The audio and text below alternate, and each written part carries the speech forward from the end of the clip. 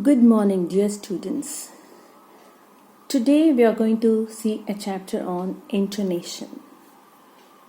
When we listen to someone speaking, we hear a constant variation in the voice of the speaker, which often rises or falls. This variation is due to change of pitch. The pitch of the voice is determined by the frequency of the vibration of the vocal cords.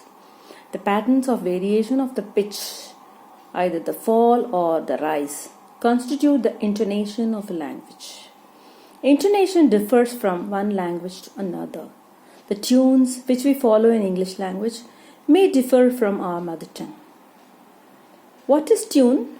The shape of a tune or tone is decided by the number of important words in a word group and partly by the exact attitude of the speakers wish to express. The important words here refers to the words which carry most of the meaning in a word group. What are tone groups then? While we speak, we give a pause here and there in an utterance. The stretch of speech between any two pauses constitutes a group. So, in a long utterance, there will be a number of pauses in which case each pause constitutes a group. For example, if I utter, "If I had studied carefully, I would not have failed. When I went to see them, they were out."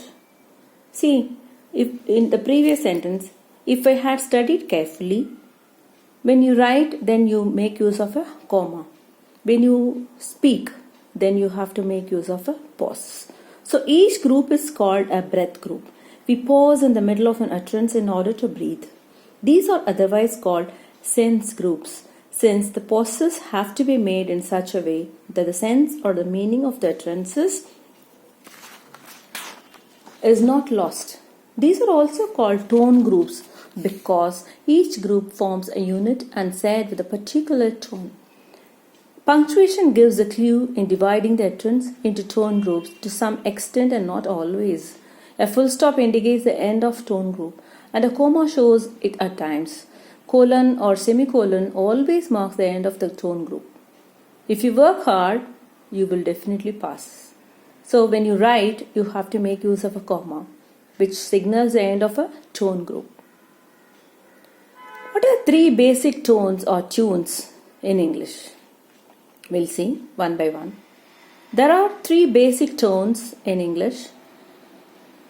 Number one is falling tone, number two rising tone, and the third one is fall rise. Intonation in general serves a grammatical function or an attitudinal function. What is grammatical function? With the help of intonation, the listener can make out whether a particular utterance is a statement or a question, a command or a request. How is your mother? How is your mother? So it's a rising tone, it's a question. Do it now. Do it now. So here the falling tone is used and this is used for command. Attitudinal function. Intonation helps the listener to find out the attitude or mood of the speaker. That's to say whether the speaker is bored, annoyed, interested in the subject of conversation, etc. How is your mother? Rising tone. So here, how is your mother? So the rising tone actually refers to the polite way of talking. So it actually shows the speaker is interested or he is very much concerned about the opponent person. Uses of tones. Now we'll see one by one. Falling tone first. It consists of a fall in the pitch of the voice from a high level to low level. A falling tone is used as follows. Like in ordinary statements made without any implications. I liked it very much. It's 9 o'clock. So it's just an ordinary statement. Doesn't have any sort of emotions. In questions beginning with a question word such as what, how, where, why, etc., when said in a neutral and unfriendly manner. When are you going? Who were you talking to? So here it actually shows that you are unfriendly. And most of the time we use falling tone in commands and in exclamations too. Wonderful.